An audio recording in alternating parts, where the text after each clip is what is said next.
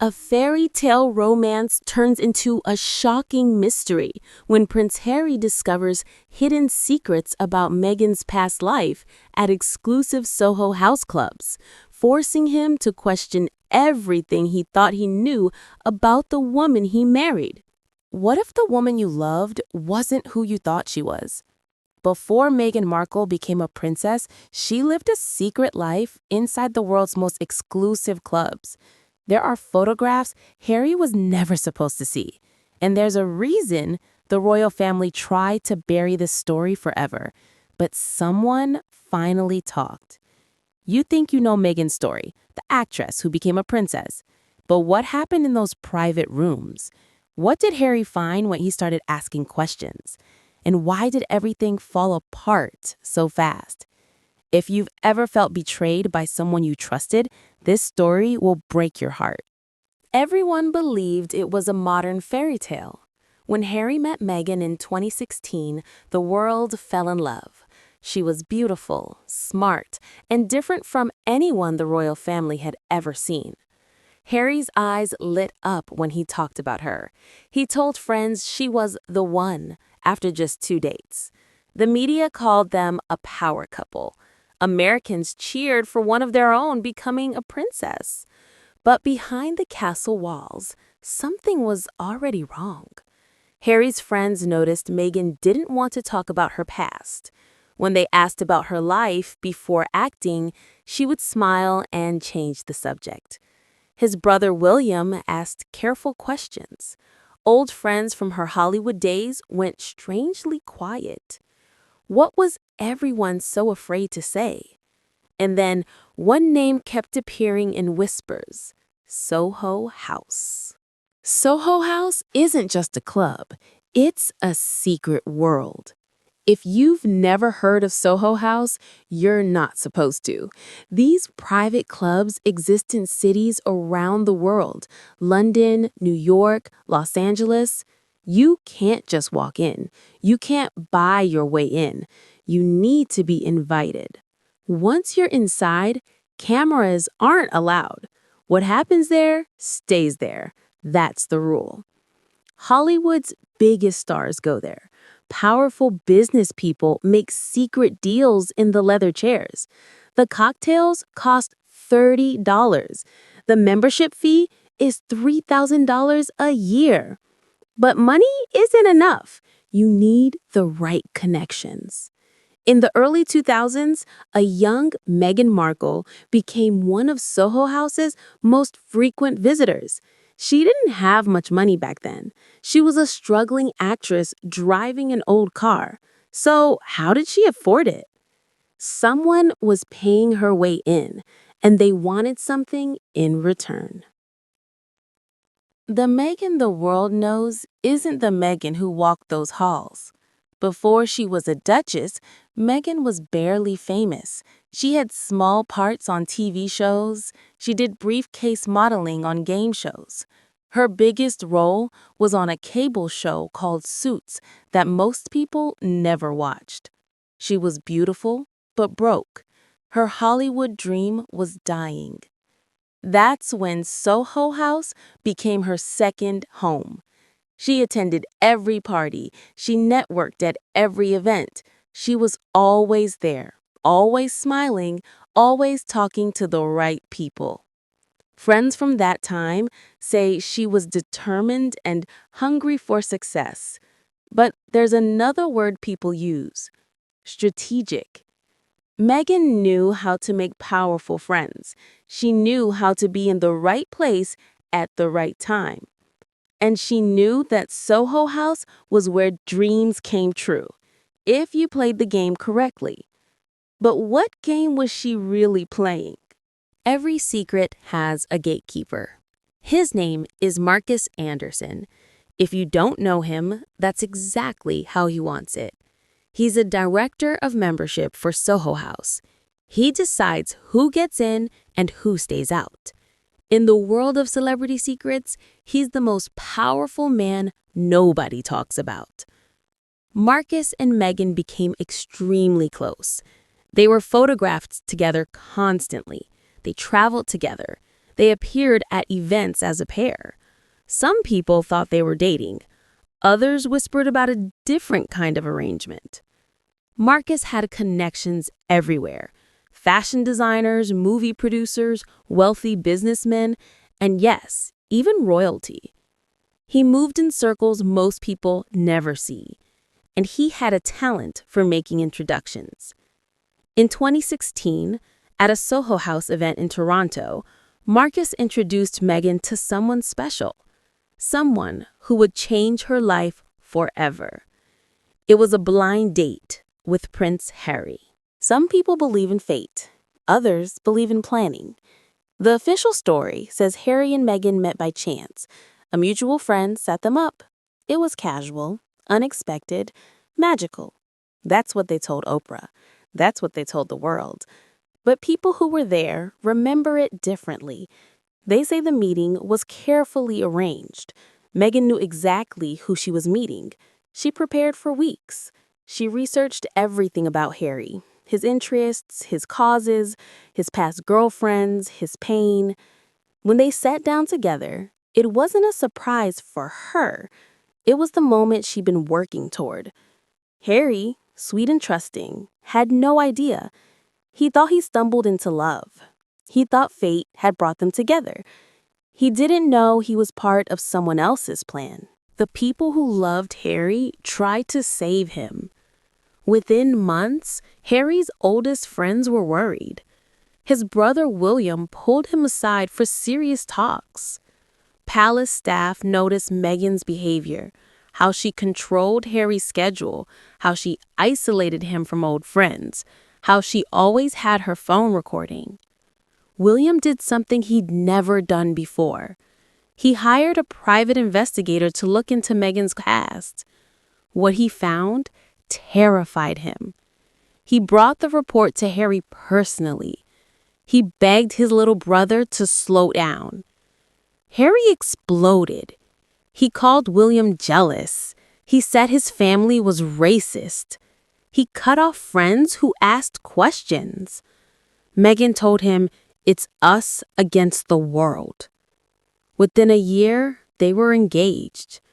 The royal family had no choice but to smile for the cameras. But the investigation didn't stop. It just went underground.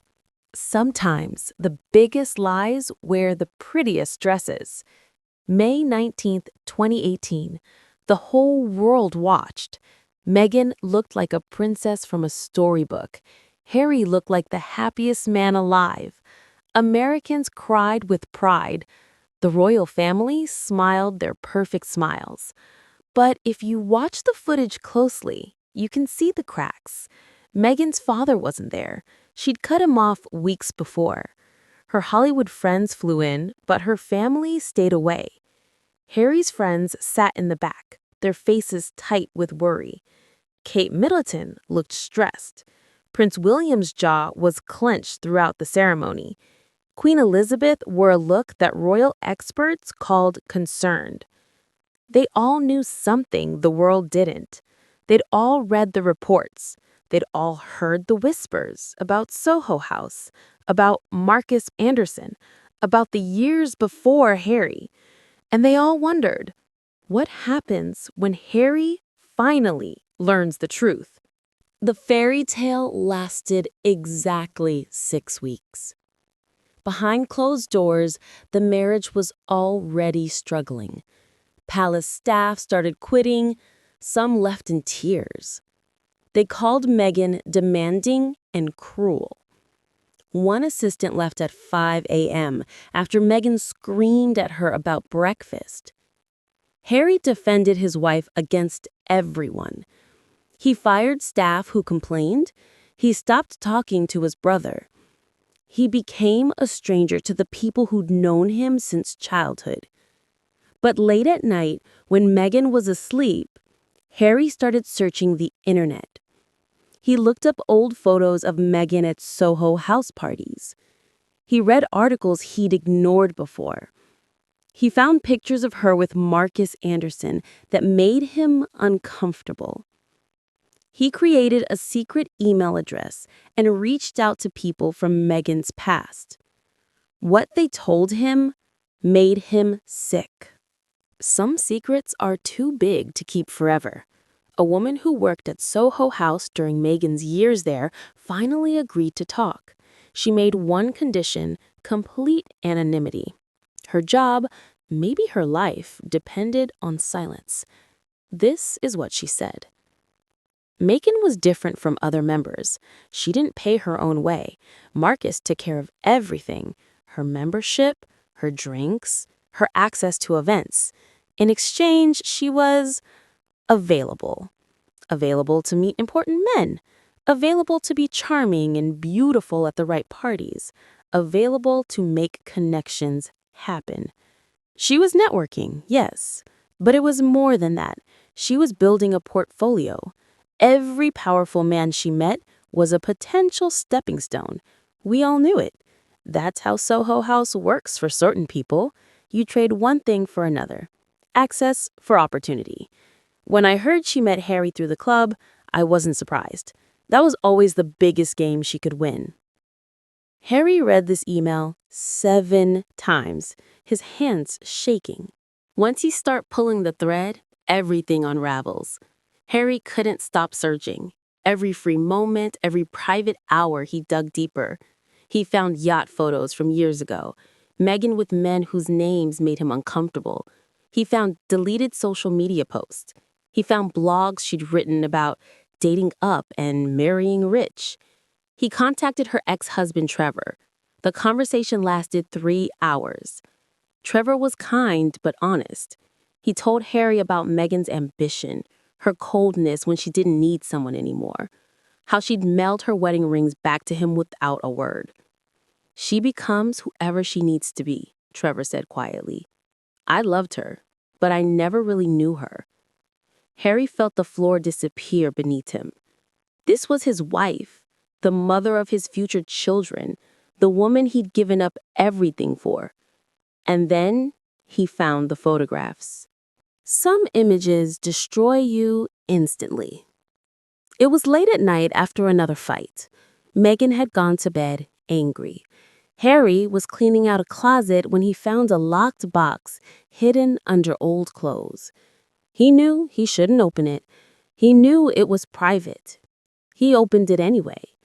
Inside was a photo album marked SH Memories, Soho House Memories. The photos showed a Meghan he'd never seen.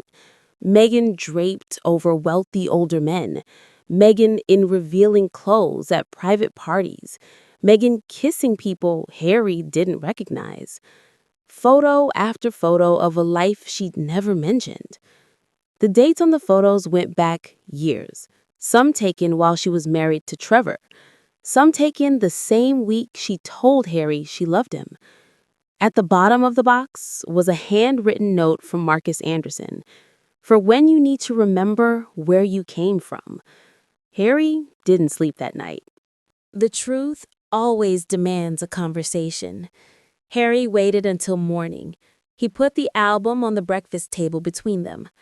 Meghan walked in, saw it, and froze. "Explain this to me," Harry said quietly. According to sources close to the couple, Meghan tried several approaches. First, she said the photos were taken out of context. Then she said Harry was invading her privacy. Then she cried and said he didn't trust her. Finally, she grew angry. "You don't understand how hard it was," she said. "I did what I had to do to survive, to build a life. That's over now." "Is it?" Harry asked. "Or is this just the biggest networking opportunity you ever had?" The words hung in the air like poison. Meghan walked out of the room. Harry sat alone with the photographs, his whole world crumbling around him. Everything changed after that morning. When the fairy tale dies, someone always runs. Within weeks, Meghan announced they were leaving the royal family. She called it stepping back. She said it was about privacy and mental health. She said the British press was cruel and racist. But people close to Harry say the real reason was simpler. She knew he was done. She knew the marriage was breaking. She knew that if she stayed in England, more secrets would come out, more investigations, more questions. So she convinced Harry to leave everything behind: his family, his country, his duty. She framed it as an adventure, a fresh start in California, freedom from judgment. Harry, broken and confused, agreed.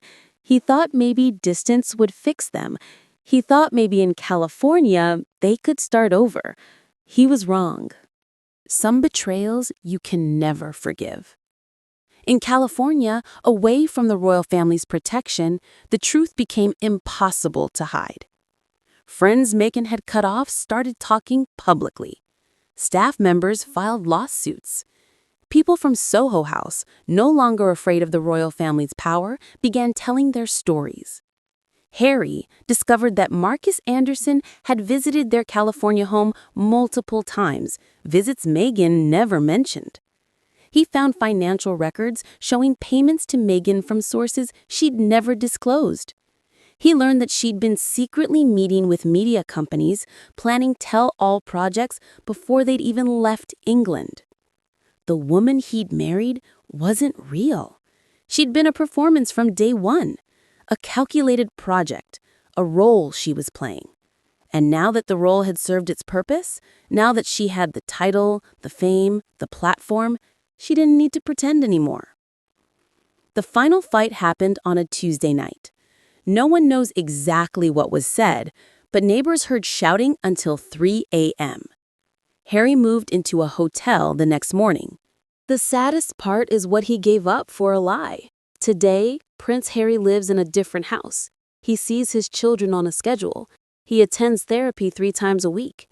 People who know him say he's aged 10 years in 2. He can't talk publicly about what he discovered. Legal agreements keep him silent. But friends say he's devastated, not just by the betrayal, but by what he lost: his family, his brother, his country, his purpose. William hasn't spoken to him in months.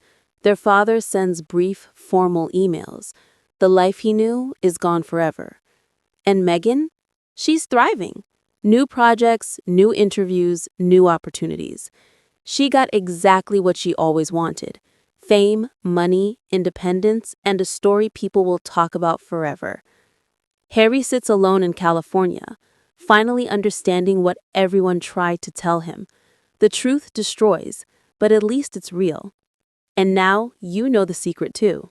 If this story shocked you, you're not alone.